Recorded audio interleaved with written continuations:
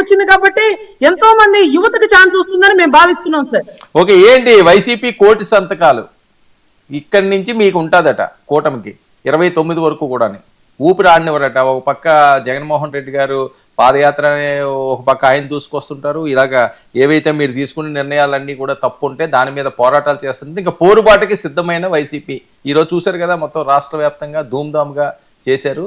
ఇంక ఇక్కడి నుంచి మీకు కౌంట్ డౌన్ స్టార్ట్ అయ్యింది అట, నిజమా సార్? ఇక్కడ ప్రతిపక్షం ఉందే ప్రశ్నించడానికి సార్. ఒకవేళ మేము చేసింది తప్పని ప్రతిపక్షం భావిస్తే వారి మాటగా చెప్పట్లేదు, ప్రజా స్పందనతో చెప్తున్నాము అంటూ ప్రజల్లోకి వెళ్ళి నాకు తప్పనిపించింది, మీకు కూడా అనిపిస్తుందా, మీకు అనిపిస్తే సంతకం పెట్టండి అంటున్నారు. సో ఈ కోటి సంతకాలు కోటి ఓట్ల, సో ప్రజలు ప్రైవేటీకరణని పూర్తిగా వ్యతిరేకిస్తున్నారా? అరే ఆ మాత్రం డబ్బులు కూడా లేవా ప్రైవేట్ హాస్పిటల్ కట్టడానికి? ఈ రోజు ఉచిత బస్సుకి మీరు అవకాశం ఇచ్చేసి ఎన్ని కోట్లు ఆర్టీసీ కడుతున్నారు.